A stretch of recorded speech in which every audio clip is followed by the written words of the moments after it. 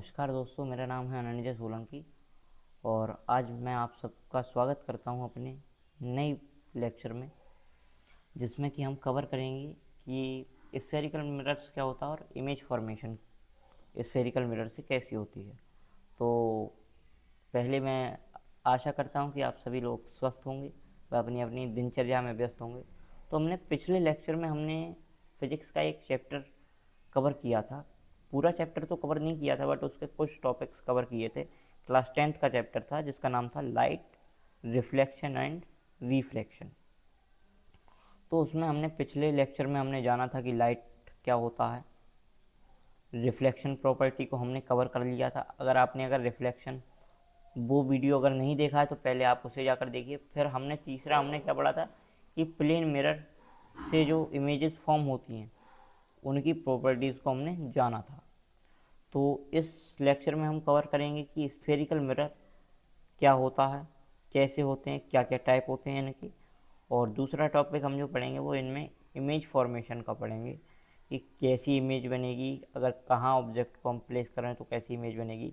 मतलब इमेजेस की प्रॉपर्टीज़ के बारे में हम जानेंगे। तो इसी के साथ शुरू करते हैं। और मैं आपको बता दूं कि स्फेरिकल मिरर्स दो टाइप के होते हैं। एक तो होता है कॉनकेव मिरर, एक ये हो गया कॉनकेव मिरर, और दूसरा हमारा होता है कॉन्वेक्स मिरर। तो दो टाइप के मिरर होते हैं, कॉनकेव मिरर। अब आप देख रहे होंगे कि कॉनकेव मिरर में क्या है, केव शब्द आ गया। केव शब्द का मतलब क्या होता है, गुफा। तो कॉनकेव भी कुछ गुफानुमा ही होता है। जैसा कि आप जानते हैं कि कॉनकेव मिरर में ये साइड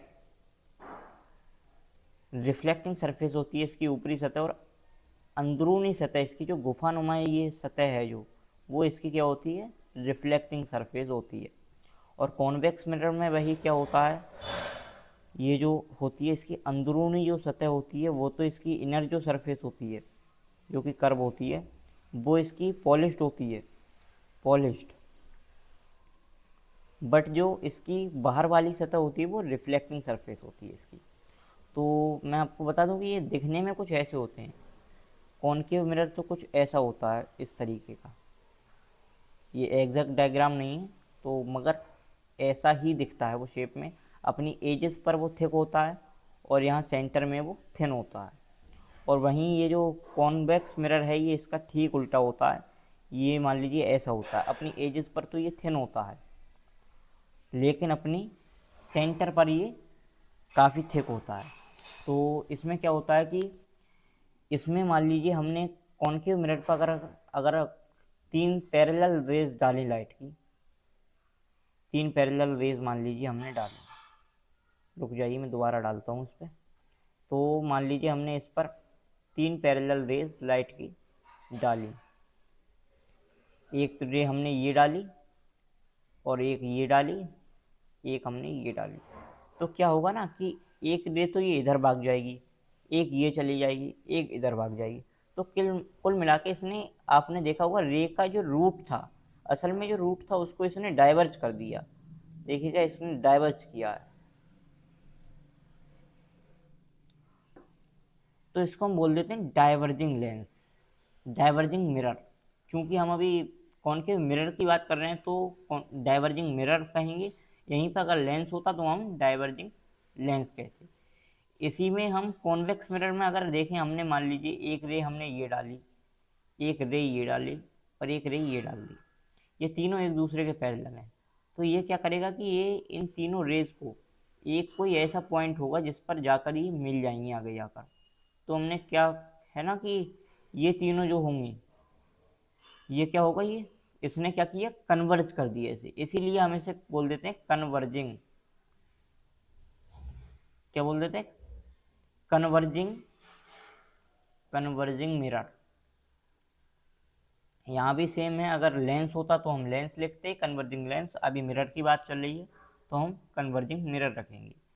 इसी के साथ इन मिरर्स में क्या होता है कि कुछ बहुत छोटे छोटे पॉइंट होते हैं जो कि आगे जाकर आपको, अगर ये नहीं पढ़े तो आपको कुछ समझ में नहीं आएगा। तो पहले इन्हें जान लेते हैं। आइए, मान लीजिए मेरे पास एक, ये मान लीजिए एक मिरर है मेरे पास। अब ये कॉन्वेक्स मिरर है या कॉनकेव मिरर है वो बाद की बात है। अब मान लीजिए एक मिरर है, अब कहीं ना कहीं ये एक जो सर्कल है इसका आर्क है ये। अगर मेरे पास अगर एक मिरर है ये, तो कहीं ना कहीं एक सर्कल का आर्क है ना। तो इसी तरीके से अब सर्कल जब होगा तो उसमें एक सेंटर पॉइंट भी होगा, तो सेंटर को हम बोल देते हैं सेंटर ऑफ कर्वेचर। ये देखिए सी बराबर सेंटर ऑफ कर्वेचर। अब हमने क्या किया कि एक, अब जब सेंटर है तो इसमें रेडियस भी होगा। अब जब हमने ये मिरर है जो हमारा ये कॉनकेव मिरर है या कॉन्वेक्स मिरर है, इसमें क्या किया हमने, मिरर की जो मिड पॉइंट होता है मिरर का, उसको हमने नाम दे दिया पोल। तो ये जो सेंटर ऑफ कर्वेचर से पोल तक की ये जो दूरी है इसे हम बोल देते हैं रेडियस ऑफ द कर्वेचर। तो इसे हम बोलते हैं रेडियस ऑफ कर्वेचर। ठीक है। अब ये जो सेंटर ऑफ कर्वेचर और पोल से, सेंटर ऑफ कर्वेचर और पोल के मिड पॉइंट को हम बोल देते हैं फोकस। कहीं कहीं पर ये प्रिंसिपल फोकस भी लिखा होता है, तो आपको कंफ्यूज नहीं होना है, फोकस और प्रिंसिपल फोकस एक ही चीज़ है। तो क्या होगा, ये हमारा सेंटर ऑफ कर्वेचर और पोल के बीच का जो पॉइंट होगा इसको हमने क्या नाम दे दिया, फोकस। और फोकस और पोल के बीच की लेंथ जो हमने हो गई उसको नाम दे दिया फोकल लेंथ। ये देखिए आप यहाँ पर लिखा है एफ बराबर फोकल लेंथ। तो अब देखिए, अब मान लीजिए अपर्चर क्या है। अब अगर ये एक लेंस है तो इसकी ये जो हाइट है या लेंथ कह लीजिए आप इसको, तो इसको हम बोल देते हैं अपर्चर। अपर्चर। तो इसमें देखिएगा ये जो है इसकी अपर्चर हो गई यहाँ से यहाँ तक। अब क्या है, सेम कॉन्वेक्स मिरर में है, ये जो सर्कल का सेंटर है वो सेंटर ऑफ कर्वेचर, ये पॉइंट हमारा फोकस हो गया, ये पोल हो गया, ये फोकल लेंथ हो गई, और ये रेडियस हो गया, ये अपर्चर हो गया। तो क्या है, अगर मान लीजिए अब हमने एक रे डाली इस पर, या रे नहीं, एक इमेजिनरी लाइन, रे कहना गलत होगा इसे, एक इमेजिनरी लाइन जो कि सेंटर ऑफ कर्वेचर से, सेंटर ऑफ कर्वेचर और पोल दोनों से होकर गुजरती है, तो उसको हम बोल देते हैं प्रिंसिपल एक्सिस। ये देखिएगा प्रिंसिपल एक्सिस। तो इस लाइन को हम क्या नाम देंगे, प्रिंसिपल एक्सिस, प्रिंसिपल एक्सिस। तो इसी के साथ साथ मैं आशा करता हूँ आपको समझ में आया होगा। अब चलिए आगे इन पॉइंट्स की डेफिनेशन थोड़ी सी जान लेते हैं। तो पोल क्या होता है, या geometric centre of the mid point. तो आपको ये मैंने पहले ही समझा दिया कि ये सेंटर होता है। अब सेंटर ऑफ कर्वेचर क्या है, द सेंटर ऑफ कर्वेचर का मैंने आपको बता दिया कि ये जो है ये सेंटर होता है किसी भी हॉलो स्फीयर का। तो जैसा centre of hollow sphere from which the mirror was cut, मतलब ये कुल मिलाकर ये सेंटर हो गया। अगर ये एक सर्कल है उसका सेंटर, ये सेंटर ऑफ कर्वेचर हो गया। अगर ये मान लीजिए ये हमारा लेंस है, तो ये जो हॉलो स्फीयर है इसका सेंटर को हम सेंटर ऑफ कर्वेचर कहेंगे। तो और क्या है, रेडियस ऑफ कर्वेचर। आप जानते हैं कि रेडियस ऑफ कर्वेचर क्या होता है, ये भी मैं आपको बता चुका हूँ कि रेडियस ऑफ कर्वेचर क्या होता है कि पोल से सेंटर ऑफ कर्वेचर की दूरी को हम क्या बोल देते हैं, radius of curvature, linear distance between the pole and the centre of curvature. Principal axis मैंने बता दिया, इमेजिनरी स्ट्रेट लाइन होती है, imaginary straight line passing through both pole and the centre of curvature. ठीक है। तो अब देखिएगा, अब आगे इसके थोड़े से और पॉइंट हैं। प्रिंसिपल फोकस, देखिए मैंने आपसे कहा था कि फोकस को ही प्रिंसिपल फोकस कहते हैं, तो कंफ्यूज नहीं होना है, फोकस ही प्रिंसिपल फोकस है। क्या है, the point on the principal axis where rays parallel to the axis either actually converge और appear to diverge from after reflection. Converge और डाइवर्ज की प्रॉपर्टी मैंने आपको बता दी है, तो आपको समझ में आ गया होगा कि प्रिंसिपल फोकस होता क्या है असल में। और अब हम बात करते हैं फोकल लेंथ। फोकल लेंथ का भी मैंने आपको बता दिया, फोकस और पोल के बीच की जो दूरी होती है, the distance between pole and principal focus. देखिएगा इसमें लिखा है पोल एंड प्रिंसिपल फोकस। तो अब अपर्चर क्या होता है, साइज ऑफ द मिरर। तो इसके साथ मैं कहूँगा कि आपको, मैं आशा करता हूँ ये समझ में आ गए होंगे। अब हम देखते हैं कि इमेज फॉर्मेशन कैसे होती है आखिर। अब मान लीजिए हमने एक पॉइंट रखा, एक ऑब्जेक्ट है हमारे पास, मान लीजिए सन है, अब हमारे पास एक लेंस भी है। वैसे सन बड़ा ही होगा बट कोई नहीं। अब मान लीजिए सन हमसे बहुत दूर है, हम कोई पता नहीं है सन की दूरी कितनी है, इन्फानाइट मान लें। जब भी किसी ऑब्जेक्ट को हम इन्फानाइट दूरी पर रखते हैं तो उससे आने वाली जो लाइट रेज होती हैं वो हमेशा पैरेलल आती हैं। कैसी आती हैं? पैरेलल। मान लीजिए लाइट आएंगी तो एक दूसरे के पैरेलल होंगी। तो इसी तरीके से देखिए आप कि when object is placed at infinite, infinite पर हमने ऑब्जेक्ट रखा है, मान लीजिए कहीं पर भी है, हमें कुछ पता नहीं है, इन्फानाइट दूरी है ये। तो क्या ये जो दो रेज आई देखिएगा, ये एक दूसरे के पैरेलल थी, ये हमने डाली हमारे मिरर पे। तो क्या हुआ, अब ये कौन सा मिरर है आप देखिएगा, इधर से तो ये पॉलिश्ड है, तो ये कौन सा मिरर हुआ, देखिए केव, केव सी, केव की तरह इसमें वो आकृति बन रही है, तो कौन सा हुआ ये, कॉनकेव मिरर। ये हम बात जो कर रहे हैं ये कॉनकेव मिरर की कर रहे हैं। कौन सा? Concave mirror, concave mirror. अभी ये जो रूल्स हम पढ़ रहे हैं ये कॉनकेव मिरर के रूल्स हैं।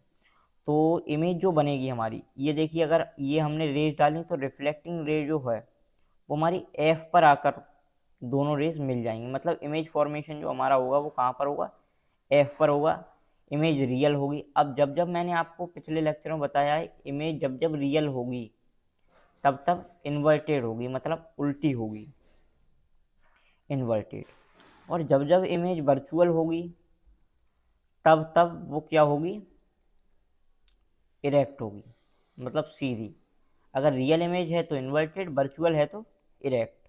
तो इसी में दिया है कि रियल है तो इन्वर्टेड होगी और बहुत ज़्यादा छोटी होगी साइज में। एक होता है डिमिनिश्ड और एक होता है हाईली डिमिनिश्ड। तो ये क्या होगी, हाईली डिमिनिश्ड इमेज बनेगी, मतलब बहुत छोटी, हाईली डिमिनिश्ड। तो ये हाईली डिमिनिश्ड इमेज होगी जो कि बहुत छोटी होगी साइज में। अब दूसरा रूल हमारा क्या कहता है, what when object is placed between infinite and centre. अब मान लीजिए तब तो हमने इन्फानाइट दूरी पर रख दिया, अब हमने कहा अपने ऑब्जेक्ट से कि थोड़ा और पास आओ, तो ऑब्जेक्ट थोड़ा पास आया बट सेंटर ऑफ कर्वेचर से अभी भी ये पीछे है। तो ये जो हमने अगर इस ऑब्जेक्ट की रेज ये आई और ये पड़ी, एक रे ये आई इंसिडेंट रे और ये रिफ्लेक्ट होकर यहाँ से लौट गई, और ये वाली रे रिफ्लेक्ट होकर ये ऐसे गई, और यहाँ पर जो है वो, अब देखिएगा यहाँ पर दोनों रेज मिल गई तो यहाँ पर क्या होगा, इमेज फॉर्मेशन हो जाएगा यहाँ पर। तो इमेज फॉर्मेशन कहाँ पर होगा, बिटवीन एफ एंड सी। अब देखिएगा सेंटर ऑफ कर्वेचर ये रहा और हमारा फोकस ये रहा, प्रिंसिपल फोकस। तो इन दोनों के बीच में जो होगा, ठीक बिटवीन में इनके जो होगा क्या होगा, इमेज हमारा फॉर्मेशन होगा, इमेज का फॉर्मेशन होगा। इमेज अभी भी रियल है, रियल है तो इन्वर्टेड होगी, स्मॉल होगी ये साइज में।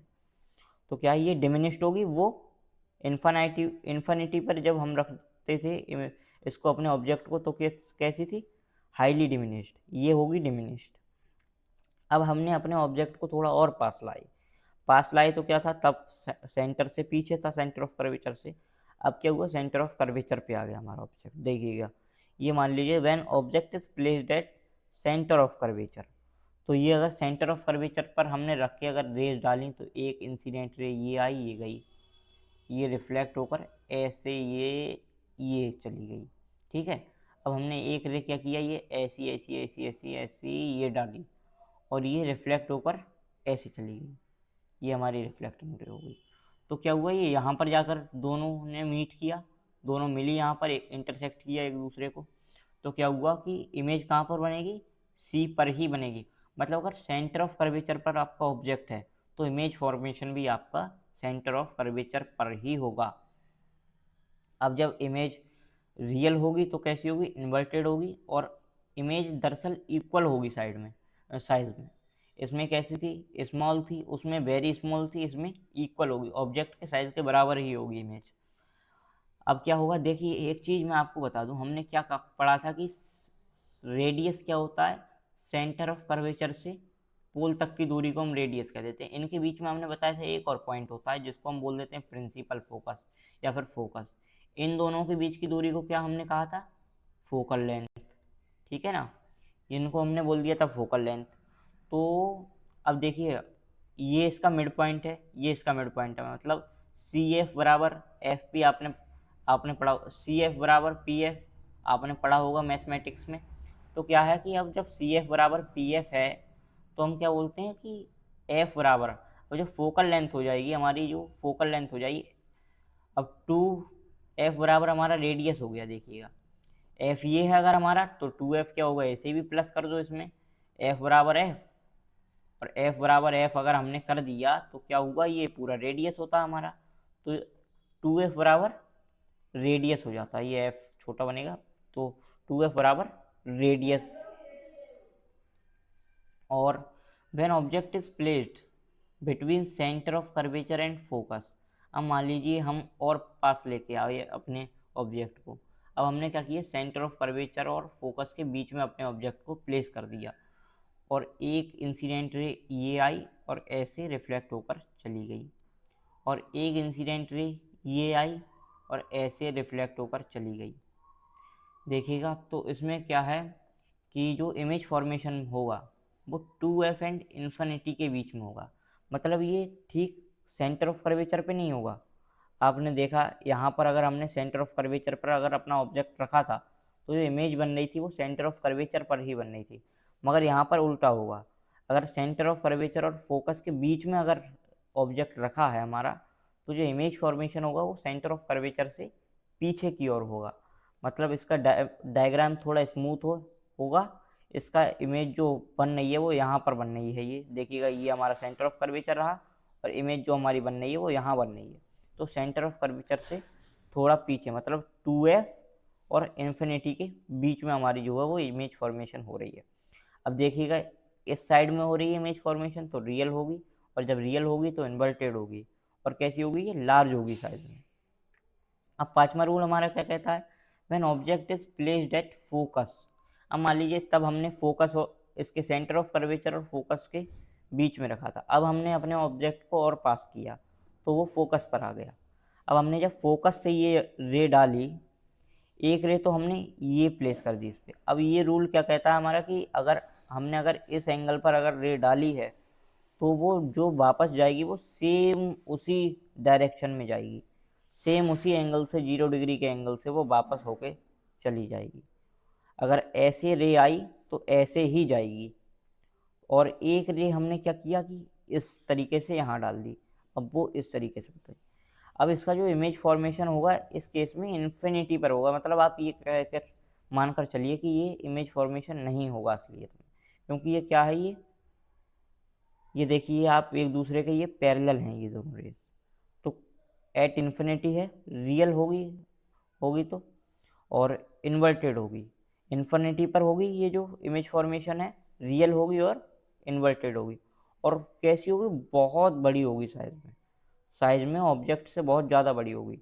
इन्फिनिटी पर हमने ऑब्जेक्ट में रखा था तो वहाँ बहुत छोटी थी, फिर हमने थोड़ी दूर रखा, सेंटर ऑफ कर्वेचर से पीछे रख दिया तो कैसी थी, स्मॉल थी, सेंटर ऑफ कर्वेचर पे रखा तो इक्वल थी, सेंटर ऑफ कर्वेचर और फोकस के बीच में जब हमने रखा तो लार्ज थी। अब हमने क्या किया कि अगर फोकस पे रख दी तो वो बहुत बड़ी बनेगी इमेज हमारी। और इसी के साथ लास्ट रूल जो आपका कॉनकेव मिरर का है वो है when object is placed between focus and pole, अब मान लीजिए हमने अपने ऑब्जेक्ट को और पास किया, फोकस और पोल के भी बीच में ला दिया, अब एक रे हमने ये डाली तो इस तरीके से ये रिफ्लेक्टेड रे हमारी चली गई, एक रे हमने ये डाली, अब पिछला वाला रूल है वो कहता है कि अगर यहाँ पर अगर रे डाली है तो यहीं से जाएगी। अब आप कहेंगे ये तो दूर होती जा रही है, इसमें तो इमेज फॉर्मेशन कैसे होगा, हम कह रहे हैं अगर रियल में अगर इमेज फॉर्मेशन नहीं होगा, हम कह रहे हैं ये कभी मीट नहीं करेंगी, तो वर्चुअल में तो होगा ना, वर्चुअल दुनिया में चलें तो ये देखिए यहाँ से ये इमेज फॉर्मेशन हो गई, यहाँ पर ये रे मीट कर रही तो मतलब इमेज वर्चुअल होगी एक तो। देखिएगा बिहाइंड द मिरर, मिरर में ये असलियत में रियल इमेज नहीं बना रही, मगर मिरर के पीछे वर्चुअल दुनिया में इनकी इमेज बन रही है, तो इमेज कैसी होगी, वर्चुअल होगी। अब जब वर्चुअल होगी तो मैंने अभी बताया कि इरेक्ट भी होगी, और कैसी होगी, लार्ज होगी साइज में, ये इसका मैग्निफिकेंस है। और जो है अब क्या है कॉनकेव मिरर का, आप कहेंगे कि यूज़ क्या होता है, आपने देखा होगा कि ये जो डेंटल डॉक्टर्स होते हैं, ये जो डेंटिस्ट होते हैं, इनके पास इस तरीके का कोई ये जो मिरर होता है वो होता है, जिससे ये लोग थोड़ा मैग्नीफाई कर लेते हैं हमारे दांतों को, मतलब इसमें थोड़ा मैग्नीफाई हो जाता है और लार्ज दिखने लगती है हमारी जो इमेज है। तो वो क्या होता है, ये कॉनकेव मिरर ही होता है। अब आपने देखा होगा कि गाड़ी की जो हेडलाइट होती है उसमें हमारा कौन सा मिरर होता है, वो होता है कॉनकेव मिरर। अब क्या है, अब कॉन्वेक्स मिरर से भी इमेज फॉर्मेशन होती है, उसके भी रूल हैं। इसके केवल 2 रूल हैं, काफ़ी सरल हैं, आप वो भी पढ़ लीजिए। Image formed by concave convex mirror is always virtual, erect and smaller in size. देखिए, एक ये है कि इससे जो होगी इमेज फॉर्मेशन जो भी होगी वो एक तो वर्चुअल होगी तो कैसी होगी, इरेक्ट होगी, और हमेशा स्मॉलर होती है, मतलब उसमें इक्वल भी थी, लार्जर भी थी, बहुत ज़्यादा लार्ज भी थी, बट इसमें क्या होगी, हमेशा छोटी रहेगी। तो अब मान लीजिए when object is placed at infinite, मान लीजिए हमारा सन है, कोई दूरी का इसकी का पता नहीं है, बहुत दूर है। अब ये इसकी रेज आई हैं, पैरेलल आई। इन्फानाइट पर जब भी कोई ऑब्जेक्ट होता है, मैंने आपको बताया कि रेज हमेशा पैरेलल आती हैं उसकी। तो ये जो रेज आई ये इस तरीके से चली गई, इस तरीके से जब गई, अब ये यहाँ तो अब ये मीट करने वाली हैं नहीं, तो क्या हुआ कि पीछे वर्चुअल दुनिया में ये कहीं ना कहीं मीट कर रही होंगी। तो ये जो मीट किया इन्होंने, ये कहाँ किया, फोकल पर मीट किया, एफ पर मीट किया। तो इमेज फॉर्मेशन कहाँ होगी, एफ पर होगी। अब चूंकि असलियत में तो इन्होंने मीट नहीं किया, इस साइड बिहाइंड द मिरर इन्होंने किया है, मिरर के पीछे इन्होंने मीट किया है। तो मतलब क्या होगा कि जो इमेज होगी वो वर्चुअल होगी, वर्चुअल।